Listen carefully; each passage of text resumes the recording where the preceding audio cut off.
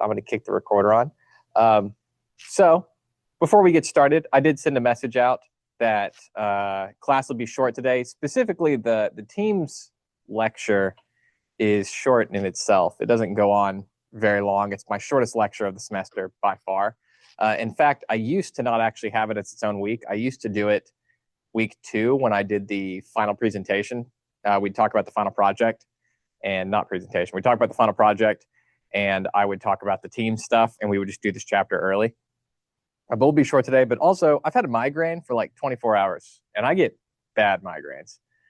Right now I'm okay. I'm like 50-50. I get like migraines like this. They feel right on top of my head from my eye. Yeah, I feel it from here up, like I have a strap over my head. I get them like once every 3 months or so. Usually either when there's a dramatic weather shift or I don't sleep. And I think it was both. I went camping with my son on Saturday and it got really, really cold overnight, which was fine. So I didn't sleep very much. But then all day yesterday, I just felt terrible. No, we sleep in a tent with 0-degree sleeping bags. And then I have a deer blind heater.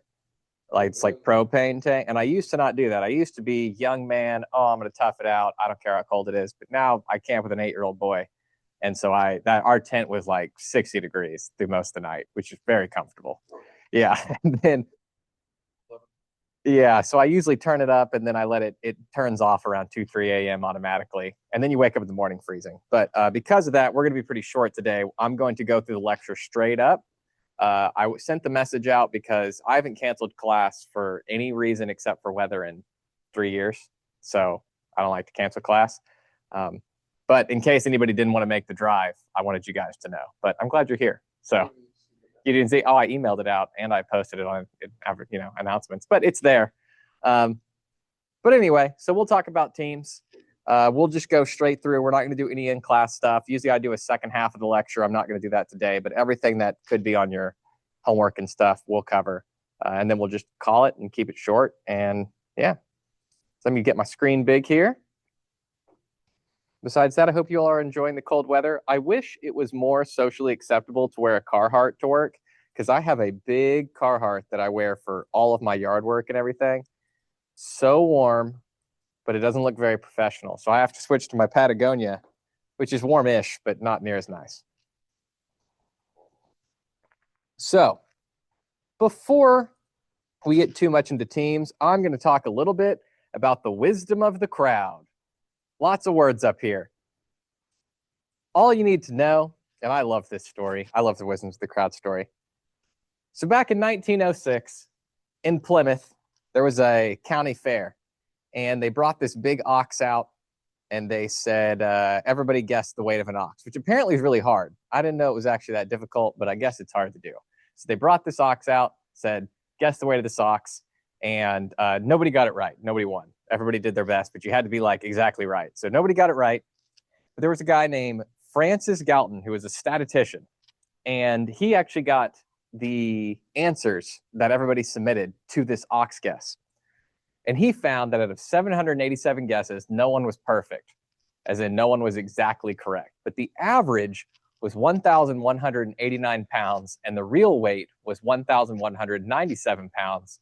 And the median of the guesses was even more accurate. He actually found that the median of the guesses was less than 1% deviant of the final results.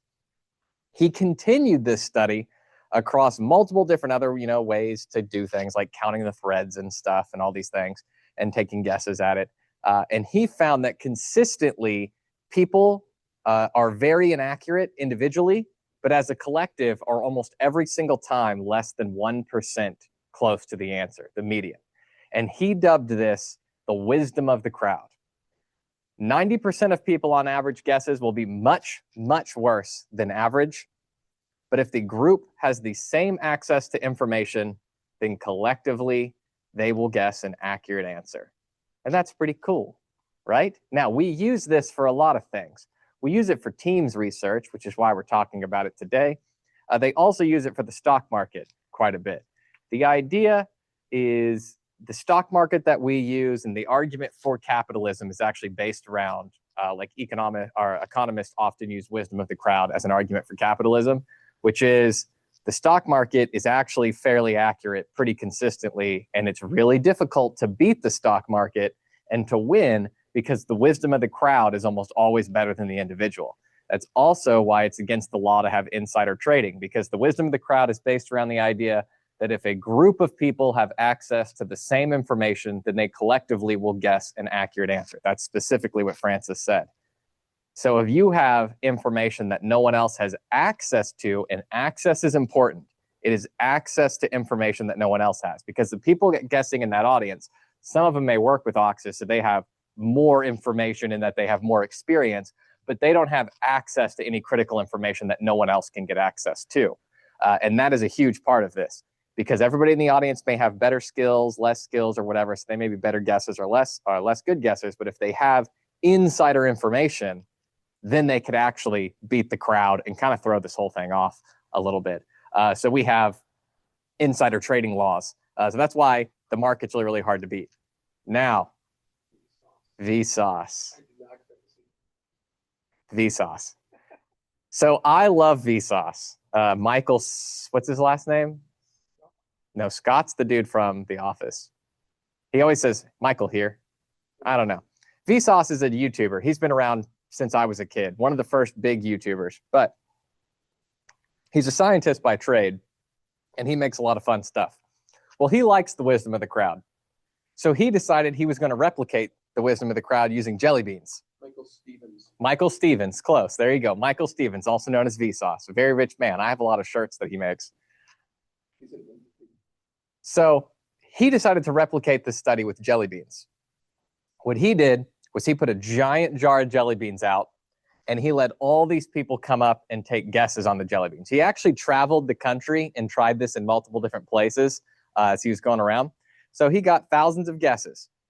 Now, what he found after his results was that one person got crazy close. One person was very, very close to guessing how many jelly beans were inside the jar. But the average guess was 5,966. And the median was 3,426, but the real answer was 8,411.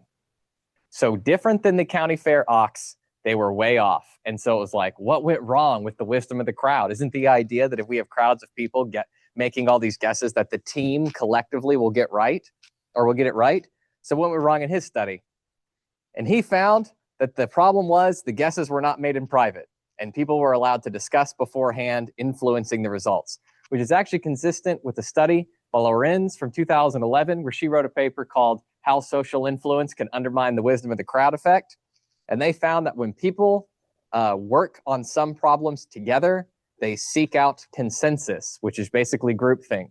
They just want everybody to be happy and to agree to an answer, rather than find the best solution, and thus they actually decrease their accuracy. And then Vsauce famously said, I wonder what the jelly beans are trying to tell us, is that we need to listen to everybody, but not to each other. That was his belief. So,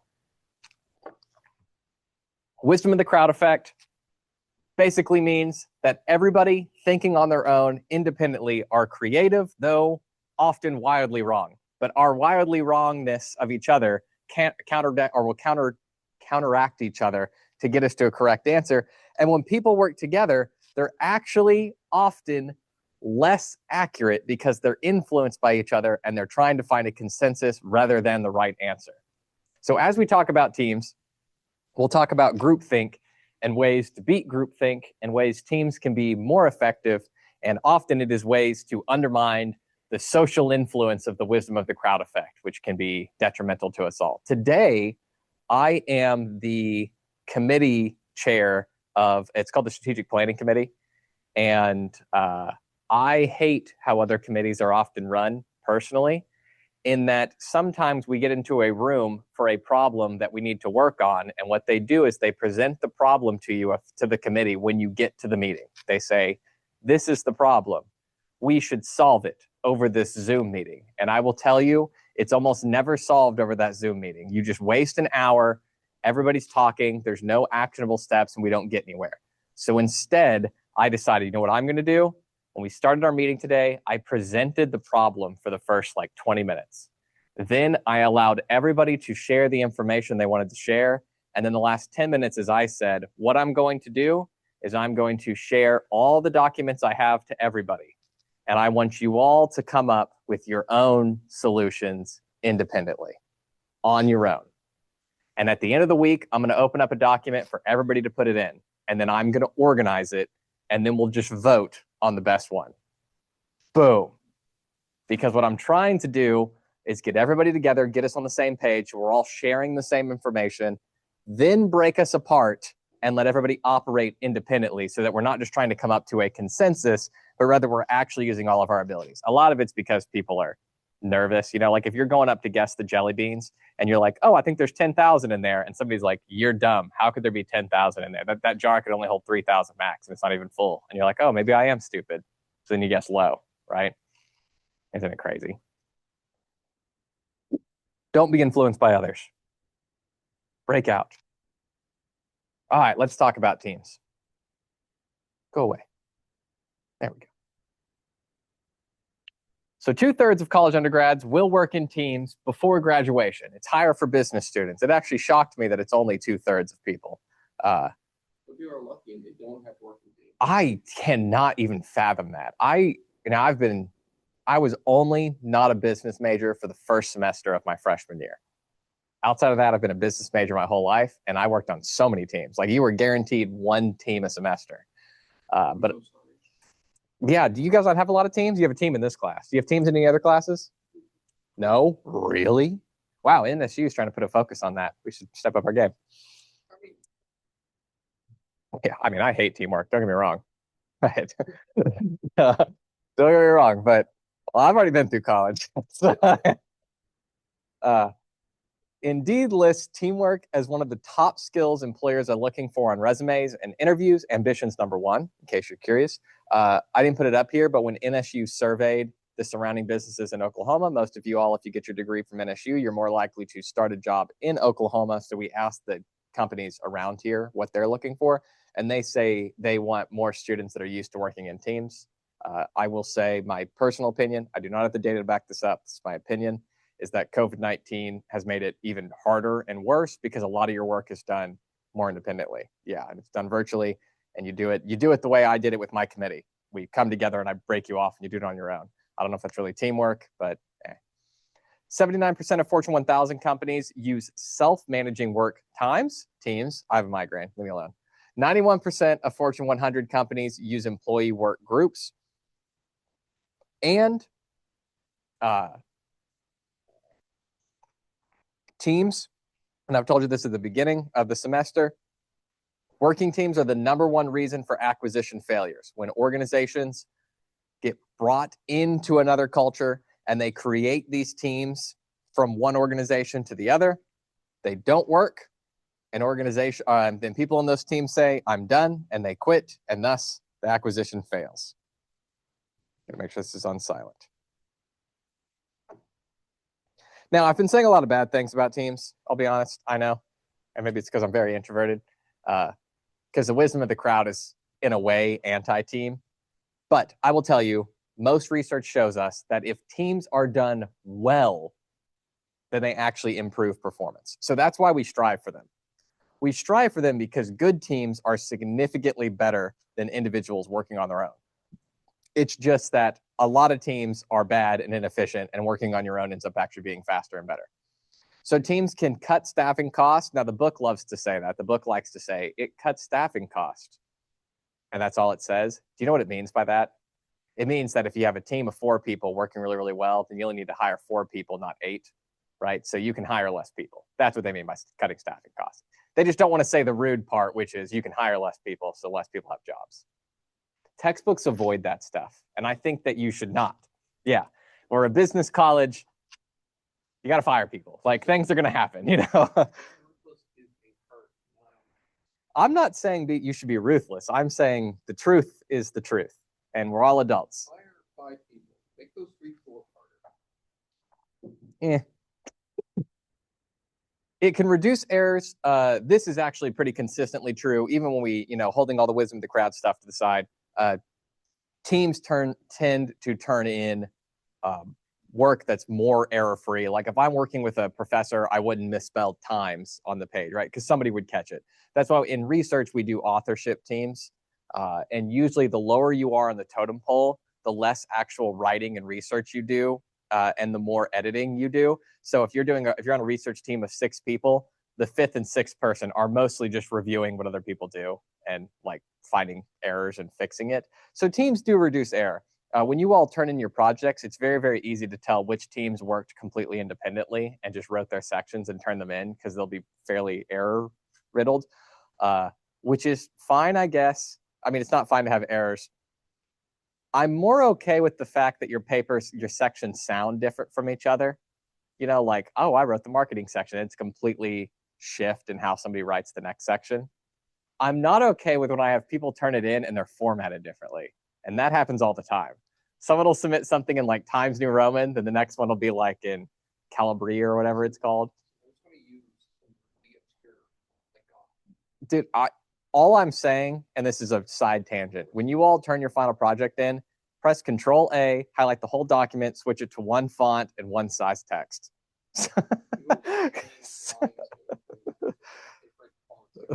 I just hate it. Students do that, and I'm like, you're making this so obvious that you didn't like do this together. It can generally improve decision making in that if teams are done correct, you actually get to better results, despite what wisdom of the crowd can say. And then improving employee relations. People that are working together in teams tend to have better relations. My authorship team, I've got people at Oklahoma State and around the country, but the people I work with here at NSU, I'm definitely closer to the ones that I'm working on my research with on a team. That is what it is. So team development goes through 4 stages, and we're going to use kind of y'all's team to discuss it. But it is easier to do it when you all are in person. When it's like this is a class where everybody's in person, then I get to really see these 4. So these are the tried and true 4 stages of team development. Forming, norming, storming, and performing. Really flows well. Again, one of those things that I wonder, are these really the best words or were they just the catchiest, you know? Must be true. Everything's marketing.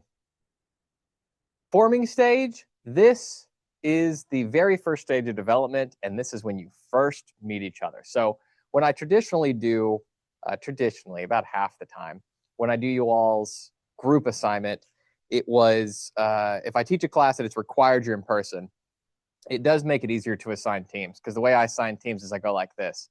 This half of the row is team 1, that half of the row is team 2, and then all the way up, and it's so simple. I'm just like, done. And then we move on.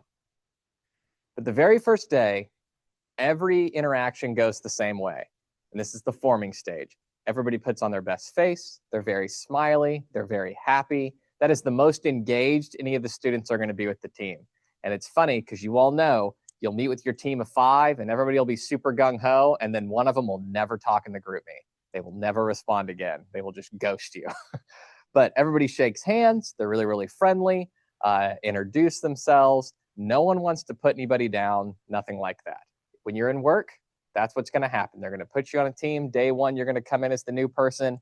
Everybody's going to be so nice to you. You're going to be so nice to them. You're going to dress well. It's going to be great. I always make sure the very first day I'm teaching for you all as we create this general team, I always make sure I'm wearing slacks, and I usually actually wear dress shoes. I'm wearing tennis shoes now, and I wear an NSU polo, or I always wear polos. I never wear button-downs. As soon as I finished my PhD, I said, no button-down ever again.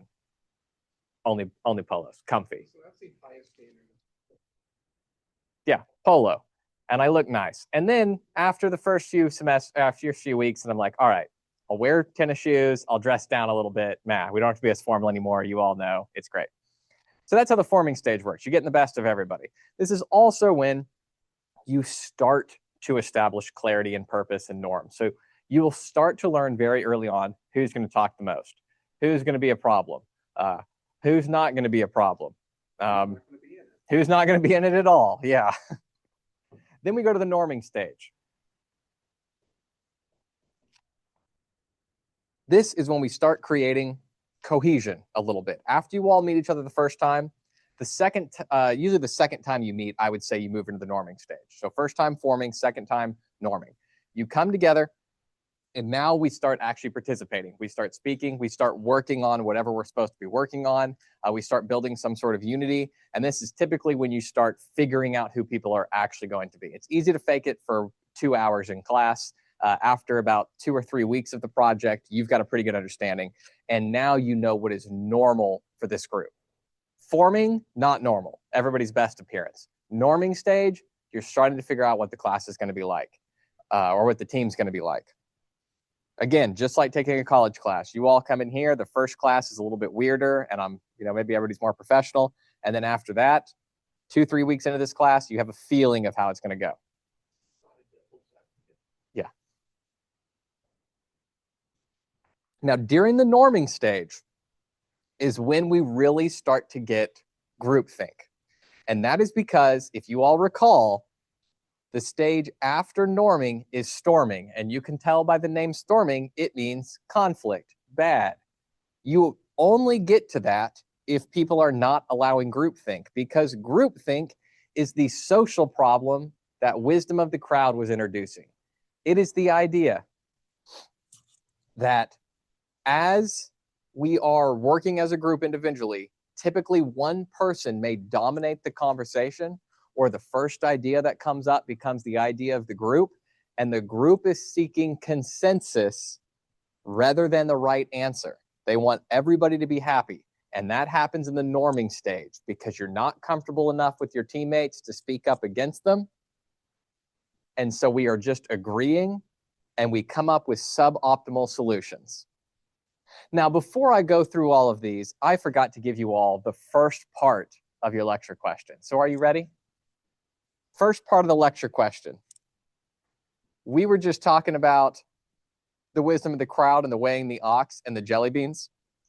My favorite question to ask for our wisdom of the crowd question is, without looking it up and without talking to anyone, how many miles do you think it is from the Broken Arrow campus in Stillwater, Oklahoma, in Broken Arrow, Oklahoma, to downtown New York City? How many miles? Okay.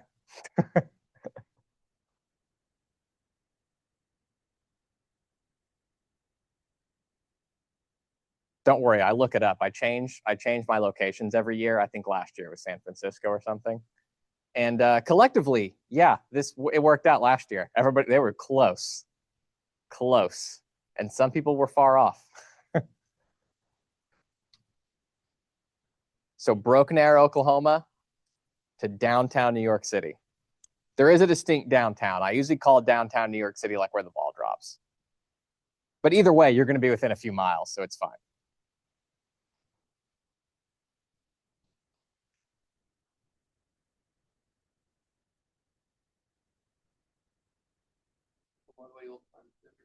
I might have accidentally poached one of the drivers from Domino's to work at my new company. Cool. Oh, my company's hiring. Maybe. I'll $500 signing bonus. All right, so now that you got the lecture question done, or the first part of it rather, let's go on to resolving groupthink. So we're in the norming stage. We are trying to get to the storming stage. Believe it or not, the storming stage is very, very important. So some ways that we can beat groupthink and some things to practice, and I promise you're going to have to do this in your job. I'm going to focus on a handful of the important ones here. One, open discussions. This is, you have to allow everybody the opportunity to speak. What I said, so today, as the committee chair of my committee, what I said, does anybody have anything else to add? Is there anything you would like to say? Now, everybody in this meeting is a PhD professor, and they're very confident speaking up. But I also like to add, if there's something you want to say and you don't want to share it to the group, please feel free to private DM me in the Zoom meeting. Anything to allow people to speak up.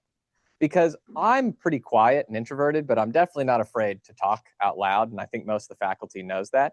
But some other faculty may be a little quieter. Some people in your group may be quieter. So if you actually want to get their opinion, you have to allow them a chance to speak. And the way that I found that it works out for people that aren't as confident to speak is I say, you can DM me quietly and I'll say the quiet part out loud, right? Like, I don't mind, I'll share whatever. So somehow encouraging open discussion. Subgroups can be good. Google used to do what they called pull apart and put together. This is the way that they fought groupthink. They would pull people together to solve a problem, but really what they would do is they'd pull a group together to discuss a problem, then they would rip them apart and have them solve it in smaller groups on their own, and then come back together and put the group's ideas together. That's what I did. I didn't make it up myself. I stole it from Google. As good men do. As good men do, steal good ideas. Yeah.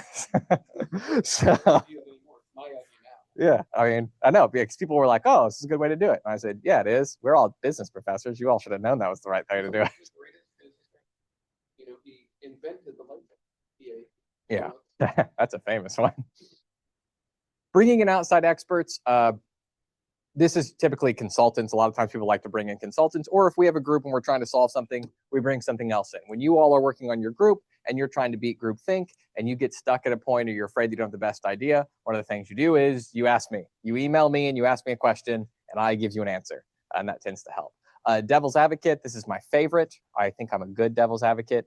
A devil's advocate is we are going to elect a person and they have the goal of telling you why this idea is bad.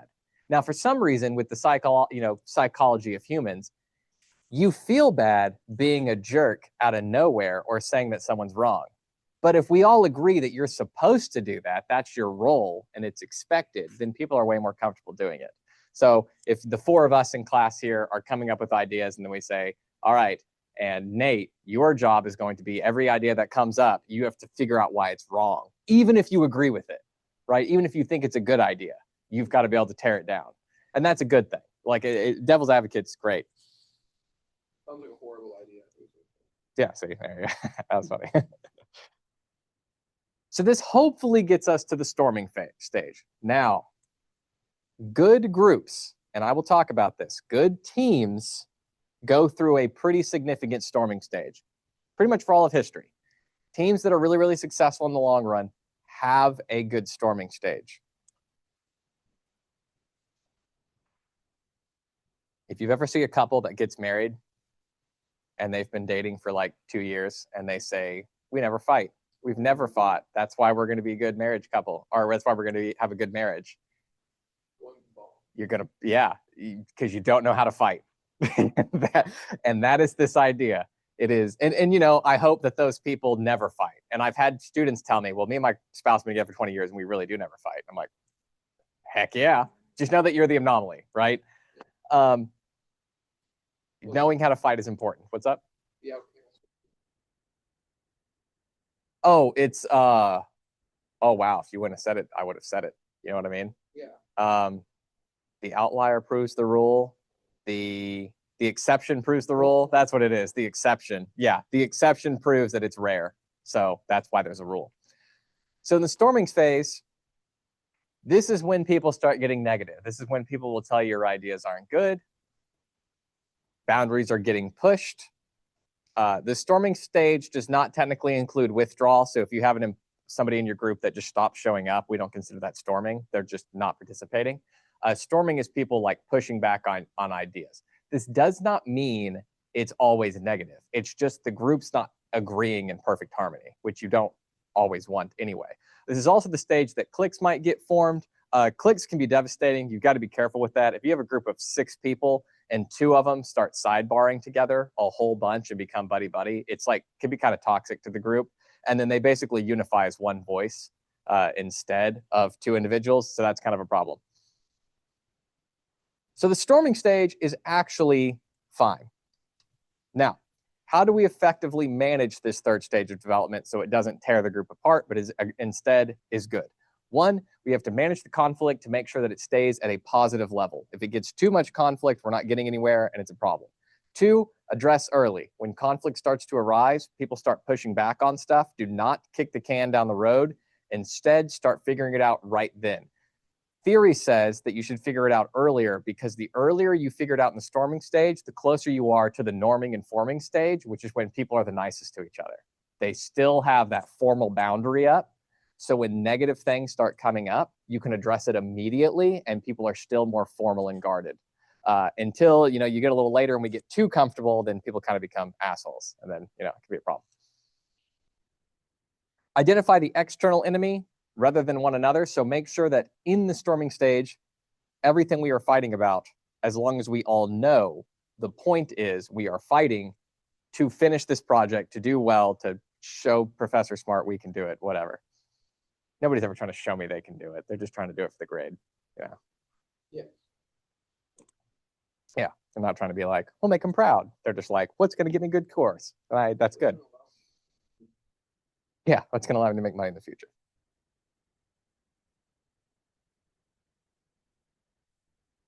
Now, for those of you paying attention, now we get to the performing side of things.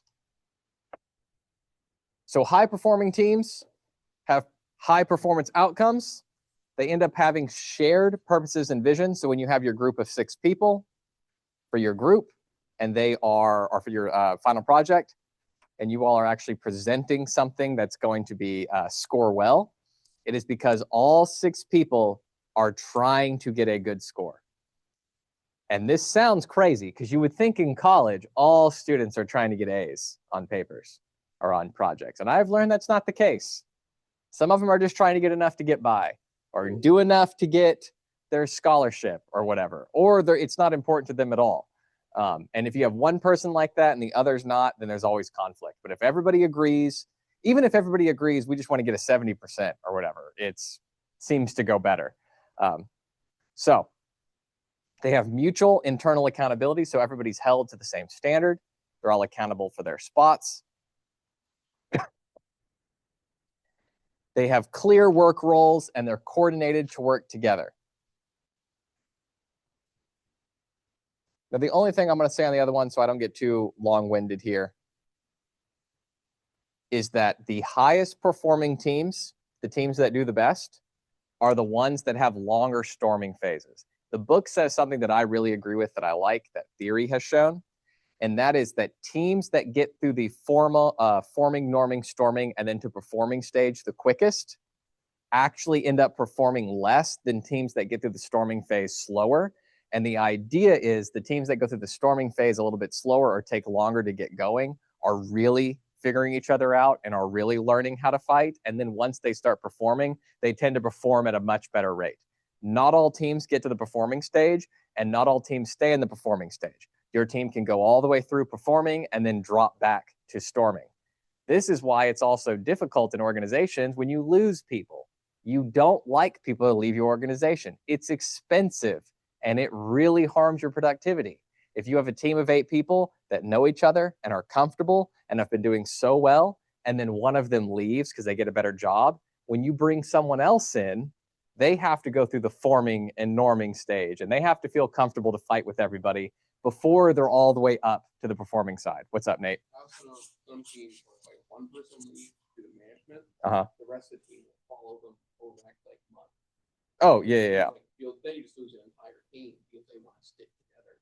Yeah. That's productivity gone.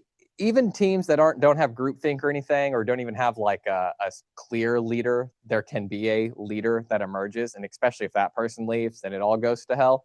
My wife's jumped many teams because somebody left that was important to her, and that sometimes is a problem. The person that's the best in your team and organizations is eventually going to go up, right, or go somewhere else, and so that can always cause eventually issues. But so having a long storming phase is not actually a bad thing.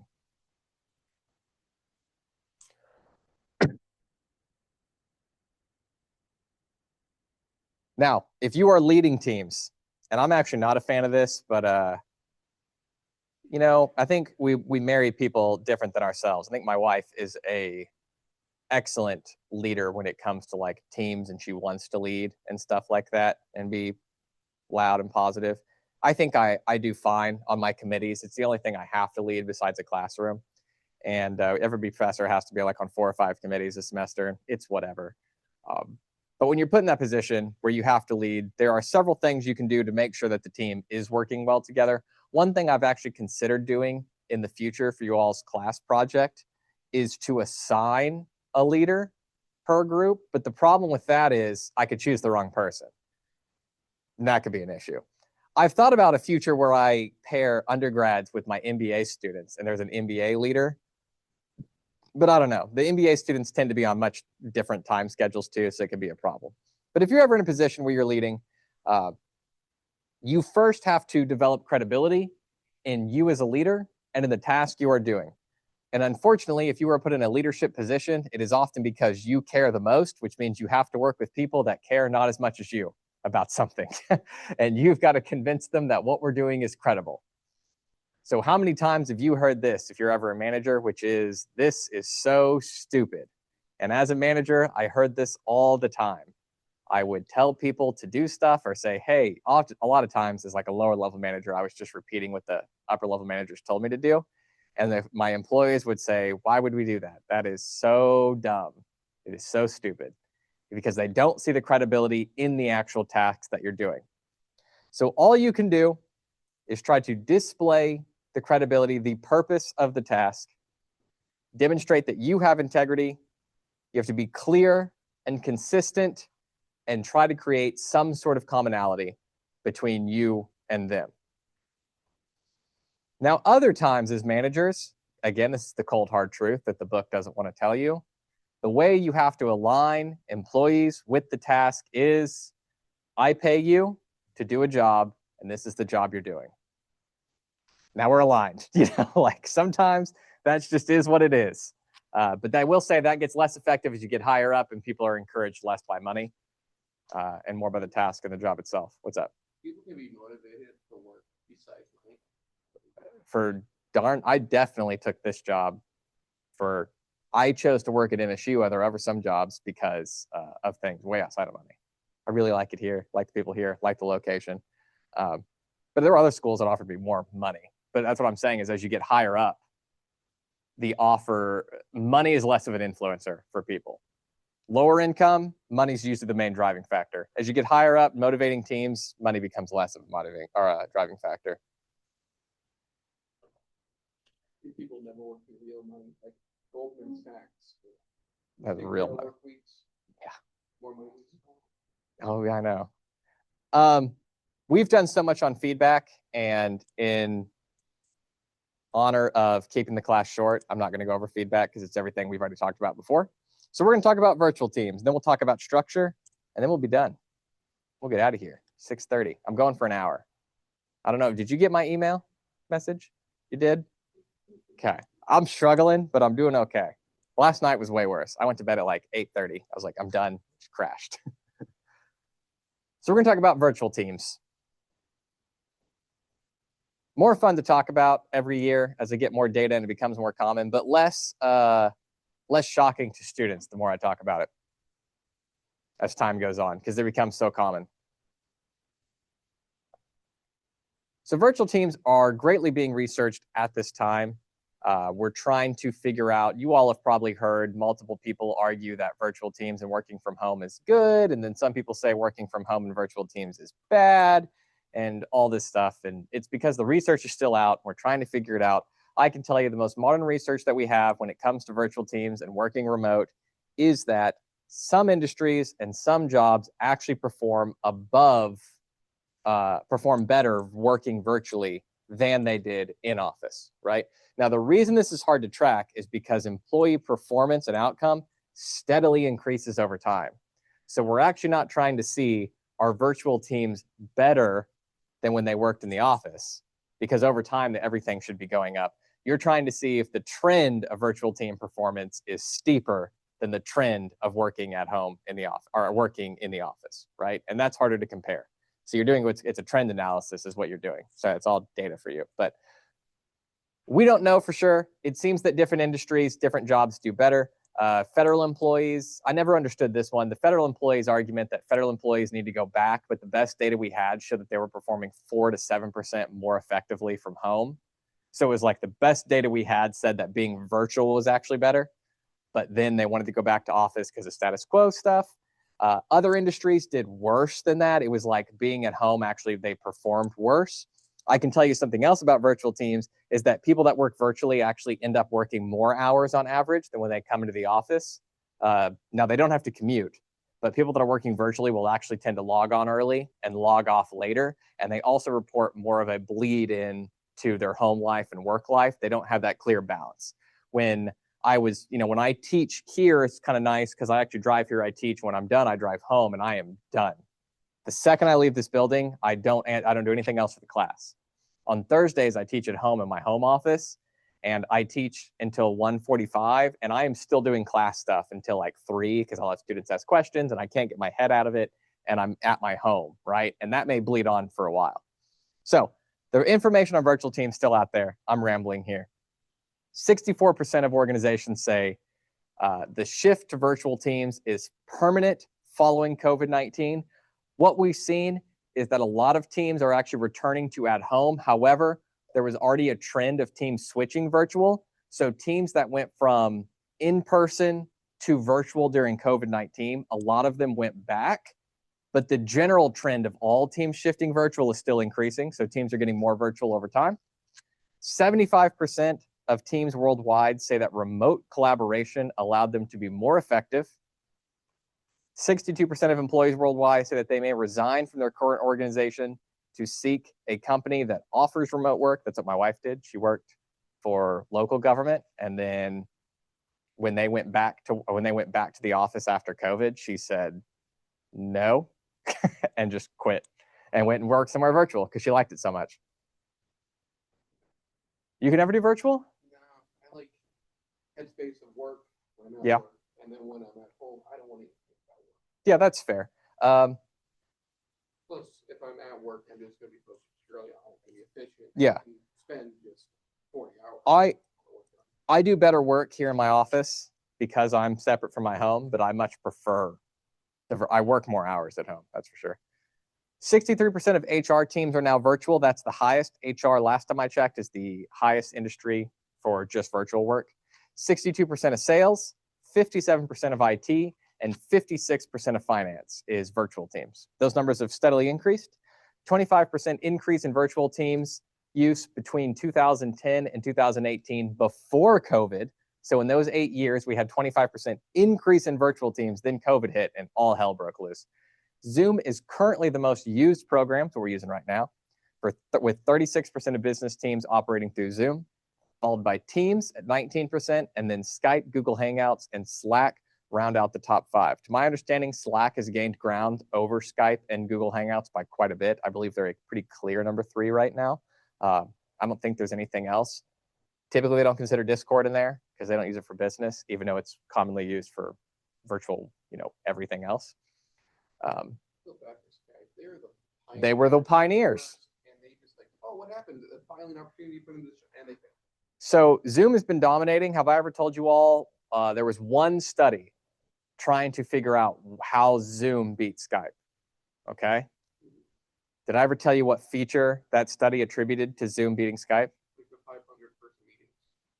That wasn't what they actually linked it to, because Skype got up there too. You ready for this? Blow your mind. So Zoom became dominant, especially during COVID-19. Like, that's when, if you had Zoom stock, hell yeah, crushed. We knew that something would come out during COVID-19. I was in my PhD when COVID happened.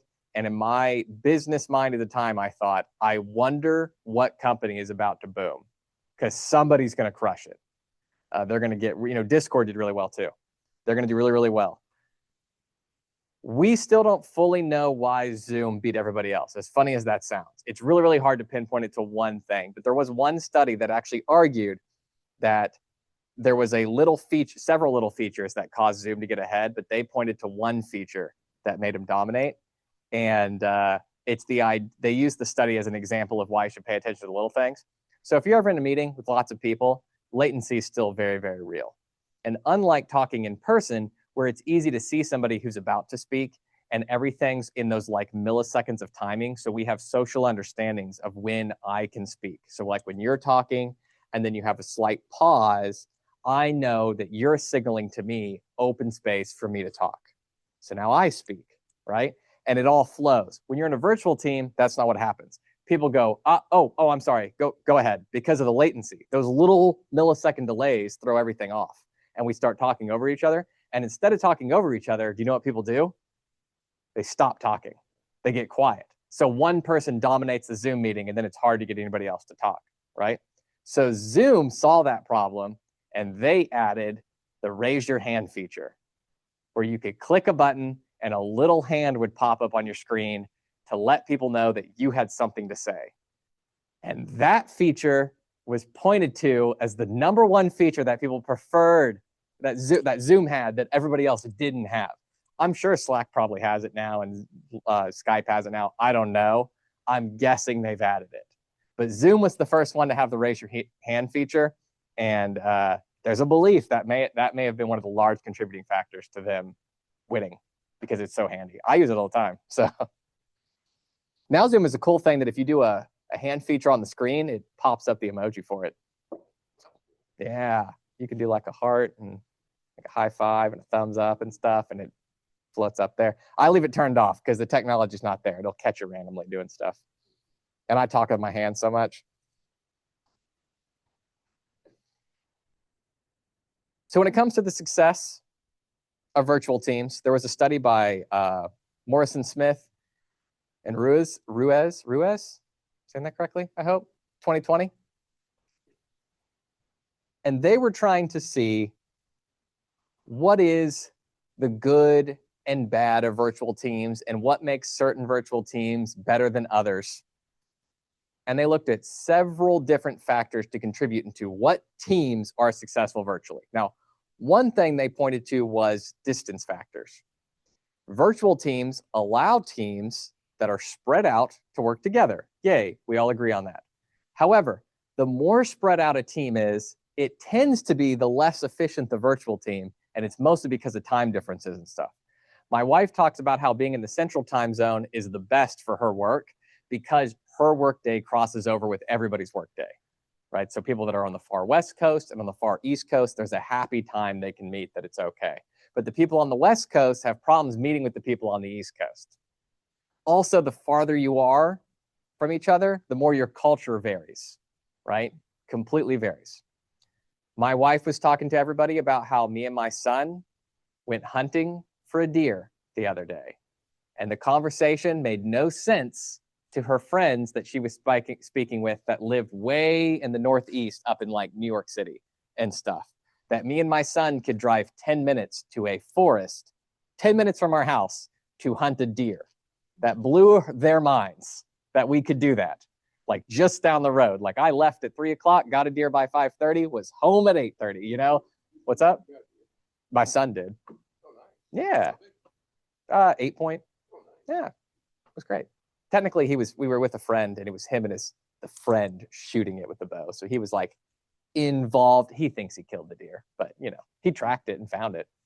So yeah, but he doesn't rifle hunt yet. He's just compound bow. Anyway, but those distance factors affect culture of the teams, which can be a problem, in time zones.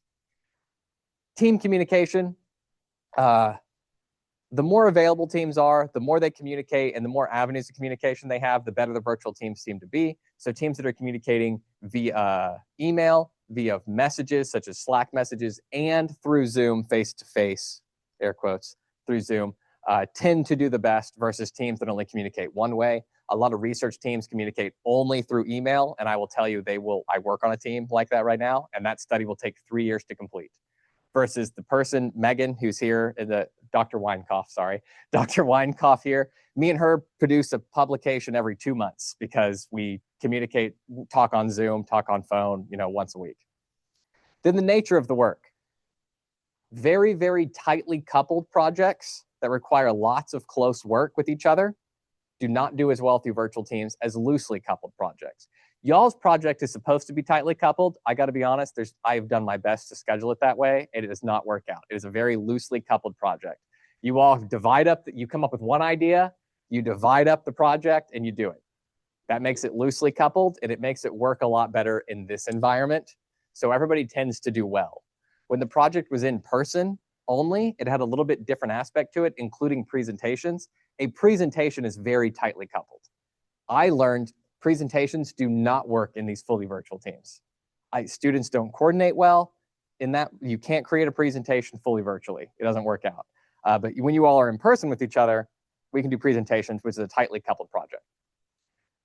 And then leadership difficulties. It is hard to be a leader in a virtual team. People are not right in front of you. You can't check on them regularly. We use technology to try to make it easier. We do things like track your, movement of your mouse and all sorts of stuff and how often you're logged online, things like that. But besides that, it's difficult to be a leader. You have to specifically schedule time with people to jump in and talk with them. You spend less time with your employees, right? You don't get to see them working as close. So leadership difficulties are always a big factor when it comes to virtual teams. Now, one thing that these authors pointed to that we do not have in virtual teams, which ends up being a detriment to all teams, is what they call coffee time. And coffee time is the time you spend just talking with people in your team about anything else.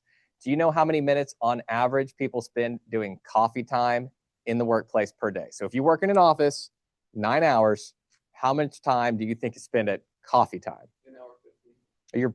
Did you look in the notes? No, I just. That's a damn good guess. It's an hour and 15. So That's so much time out here for to spend. yeah, so 75 minutes on average. 75 minutes on average in an office place, 9-hour workday is spent doing coffee time, which is standing in the break room at the water cooler and all this stuff. Now, back in Frederick Taylor's days, they would see that as being lazy and bad. Modern time, consultants and professionals tell you, good, let your employees have that time. That's why you encourage a break room. You put, free coffee or whatever. You want employees talking and mingling and becoming friends and becoming comfortable and feeling good being there. All that's lost during virtual teams. When I had my virtual meeting today with my committee, as soon as we hit time, no one hung out and talked. No one hangs out just to talk. You get off the meeting. You are done. You click close because that red button allows you to just end it. You are done. So virtual teams prevent coffee time. Coffee talk. Organizations have tried to implement things like having happy hour and stuff like that. I've got a friend who works for a company that once a month on Friday, they end work at 4 o'clock and they have happy hour from 4 to 5. And happy hour is you're allowed to drink alcohol on camera and they play games. They do like all these games. Now, here's the problem, and this is what you all are going to recognize. Work ends at 4. You cannot require anybody to attend a happy hour or anything like that. Like if we're all going to play games, you can't require employees to do it, right? Can't have mandated fun time. Now you should go, right? So what ends up happening is 4 o'clock on the Friday, we allow this hour to have happy hour and half your employees just go, I get off work an hour early on Fridays. So that's what ends up happening, but not always. Because I love coffee. Yeah, it's the best. Talking to employees, like, Yeah. I'm very antisocial, but I actually appreciate that from time to time. So not antisocial, just introverted, very, very introverted. Okay.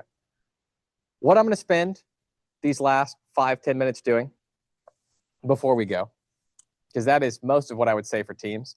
The book doesn't do any sort of organizational design section, which does shock me, especially in the team section. So teams can arise and fit different ways within organizations. There are general structures to organizations that the book doesn't cover, so I'm going to cover them really quickly. Now, organizational structure, like who reports to who, modern time has gotten super complicated. What I'm going to present to you is really simplified versions of that, and just know that most organizations operate with several designs all meshed together. Like if you look at a university, like, can you even name who's the peak of the university? Who's the number one person? The very top of the org chart. Do you know who it would be? No. It's the president. I think it's blanking out his name right now. Henley? I don't know. I've met him. I've met him twice. So he's the president. But then no one knows who's underneath that. It's like the provost. So you have president, provost, and vice president. And then technically you have deans of all the colleges, and then the deans of all the colleges have associate deans with them. And then underneath that, you have tenured faculty, and then you have tenure track faculty, that's me. And then you have faculty that's not on tenure track, and then you have adjuncts that don't have PhDs, and then you have service staff underneath them, right? And then you technically have other groups that aren't even, because that's just the teaching side. Yeah, You've got the police, you've got maintenance, you've got IT, software development for all the media, HR, It all spreads out. It gets chaotic. Okay. So it's very complicated. So what team you're working on and how it fits is chaos. Good. So this is the most basic structure. This is typically organizations starting out. We call it the owner, the person who started the company, and technically everybody underneath them is an administrative assistant. This is boss who started the company and people who work for them. Done. Very, very simple. Then these are two different structures, by the way. This is one, this is two, but covering the same thing. This is called a functional structure. The first top one is for a common business. You have the president. Then you have vice presidents of different sections that represent key features of an organization. If you remember, I believe it was Henry Fail, who I talked about week 2. He's the one that broke out that organizations should be divided into like marketing, strategy, finance. That's where this idea comes from. So we do a vice president of marketing, a vice president of finance, a vice president of production, and then a vice president of HR. So this structure would be president, and then someone over a section. Typically, this person is an expert in that thing, and everybody reports to them, and they report to the head person. So your VP of finance is typically an expert in finance, and everybody in finance reports to them. Then we go to divisional. Divisional is different than functional. Functional is dividing up based on, marketing, finance, production, whatever you're doing in this thing. It's a, what do you call it? Operational specialty. That's the word. Dividing up divisionally is putting everybody into often like a product design is one way to do it. So the top one would be like if it was Apple or something, and we're dividing based on movie pictures or motion pictures and television, music division, magazines and book division, internet products division. And so if you went to the music division, inside of that would be HR, finance, marketing, all of that. But you have someone who is in charge of that entire division, and underneath them are all the experts and marketing people and everything else. You could also divide it up like geographically. So you could have a Western region of the company, and you have someone who's a manager of the Western region, and all the marketing and finance and HR is underneath them just in the Western region. And then in the Northern region, Southern region, Eastern region, and they all report to a president. They're all just different ways to divide up the company. Oh, and then here comes the first fun one. Boom, matrix structure. Yeah. So a matrix structure is a combination of our divisional structure and our functional structure. This one is for Ford Motor. So this is where you have functional structure up here. We have our vice president of engineering, finance, production, marketing. But then we break it up divisionally among products. So just like we had divisional breakup here, so we've got our movies and whatever else, you have that over here. For Ford, it is projects focusing on specific vehicles. So the Explorer, Expedition, Mustang, Taurus. Do you know Mustang's the #1 selling sports car in the world? Isn't that remarkable? Because it's so cheap. Yeah, and the Explorer. My first car was an Explorer. It exploded on me. That's why we call it the Ford Explorer. Exploder. They ruined the Jeep? Yeah, they try to make it expensive, like a custom fancy car, when it was meant to be an affordable car at first. So they just no one's buying it because the Jeep. The Jeep. Yeah, I have a Jeep. I bought my Jeep when I was 17 for $14,000, $15,000, and I've had people offer me $50,000 for my Jeep. Yeah. Yeah. I've got like an old school, original model Jeep. It was really, no. But it's a standard hard top, and Jeep Wrangler. It's great. It's much more expensive to buy nowadays. But anyway, so the way this would work is you would have a project manager and then a vice president over these sections, and then these nodes are individual teams. So you may be on a team where you are doing the finance for Mustang. This structure technically violates what we call unity of command or unity of authority. Unity of authority is a principle in management that we say you should never violate. If you ever take a strategic management class, they'll tell you that. Unity of authority is everybody should have one boss. That's the point. There are multiple bosses above you. You should have a person that you take command from. And as a boss, you should do your best not to go over the boss underneath you to get them people, or those people. What? Gosh, man. The movie. He's like, I have 8 bosses, and if I mess up one time, 8 people scold me. But if I do nothing, no one scolds. So we say it's a problem because it would require the project manager for Mustang and finance to never tell you opposite, right? That would be a problem. Now, my understanding of how Ford actually operates is the vice president's above the project manager, so they actually have the ultimate authority, but this team is technically reporting to both, and that can cause problems when you're trying to please 2 people if they're not perfectly aligned. So we usually like hierarchy structures, not matrixy structures, but to each their own. And now we have a horizontal design. This attempts to solve the unity of command problem. Horizontal design is a functional structure at the top, divisional structure at the bottom. So this is all these vice presidents all work with these teams, and these teams report to all these vice presidents. Now that messes up unity of command, and that these project managers have to deal with all these people. But your teams, the bulk of the people, deal with one boss. So it's an attempt to make something complicated more complicated and make it easier for employees. So there you go. I will say most organizations that I see are structured in a similar-ish way to this, just kind of spread out. This is kind of how like a university would kind of be structured, like our president and then all the people underneath him and then the people underneath them, and eventually you get a team. Me, my boss is the dean. She is the number one. Technically, there's a department head. The department head's not really my boss. They just kind of run the department. But there's a dean. They are above me. I report to them. The dean reports to provost, vice president, president, and I don't know who else. But Dr. Janet Buzzard is my boss. And that's why I've only met the president twice. I actually met him because I sat in his son's seat on accident. Sue me. He was really nice about it. He's super great. I've only met like 3 college presidents in my life, and he was one of the friendliest. So now we're going to get a little weird. I will say we could honestly just stop the lecture right here. This is how most organizations run. These other structures are really just explaining how organizations can get outwardly complicated, because technically this picture, this core right here, can look like this.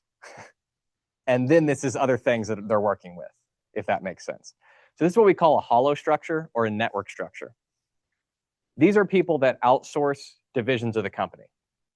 So if my company doesn't handle their own financing, or they don't handle their own engineering or whatever, or marketing, this company over here, oh, I can't believe there's not one up here for marketing. That would make it the easiest example. We'll just do engineering or finance. We'll do finance because it's in the United States. This company over here is handling all of our finance and accounting. They are not technically fit into this structure that is our company. They do all the accounting and finance, and depending on the deal, the company probably has a person who's their boss, but they have their own structure. They do everything. And they call this a hollowed structure because you have your organization, and a lot of these things have been gutted out to other companies that handle it for you. And then they come back in. So like a lot of companies don't handle their own marketing. They hire professional marketing teams to do it.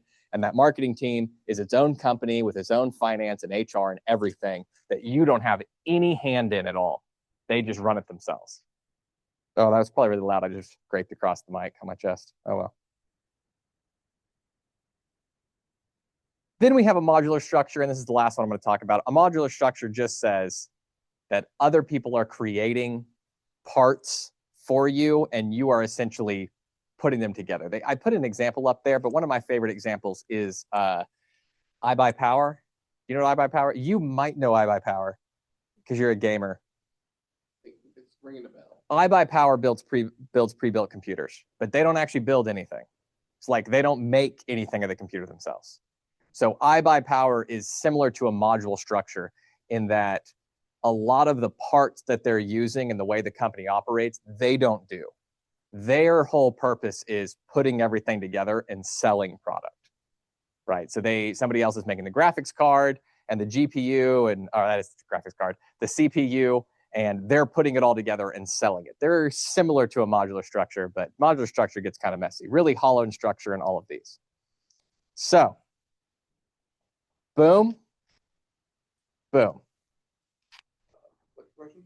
Oh, I forgot about it. Don't worry. I got it. You forgot about it? No, I have not forgot about it. So that is your Teams lecture. I do not have any questions on the structure of organization, so don't worry about that. I was just surprised that there wasn't anything in the book about structure, and luckily I teach structure in a different class, and so I steal those structure slides and I use them here. So congratulations. Yeah, thanks. So this week you only have homework, I believe. I need to double check that because I got to be honest. I usually double check everything Sunday night, but I do it at like 11 o'clock when my kids go to bed. And I just I wasn't feeling good, so I didn't. And I encourage you all, if you don't feel good, to do the same. But this week you should only have homework. And then besides that, we're just working towards the final project. But I'm going to verify to make sure I'm not dumb and left something out. We are in week, right here. Yep, lecture question and homework 9. Then next week we have lecture question and homework 10. And then Thanksgiving, there is no class for anybody. Congratulations. And then the week after that, we do ethics, which is my favorite lecture. And we do, if you did the Discord study for part 1, we do Discord part 2. And you all give me data and I publish it. Thanks. So your lecture question for today, and then you all are good to go, is give me an update on how you and your team are doing for the final project. So if things are going well, great. Tell me they're going well. If you have problems or whatever, now's the time to tell me. I use this as a lecture question every year because I find if I send a mass email out, I don't get very honest answers or I don't get answers. But if I make it a lecture question worth points, I'll get feedback. So let me know how your team's doing. If you have any questions, any concerns, anything like that. Like I said, today is going to be short because I'm going to go home and go to sleep. Maybe eat dinner and then go to sleep. Don't forget food. That helps with the migraine. It does help with the migraine. So does a little bit of caffeine. I drink a little bit of caffeine. Good. I'm glad you're coming back. We'll have to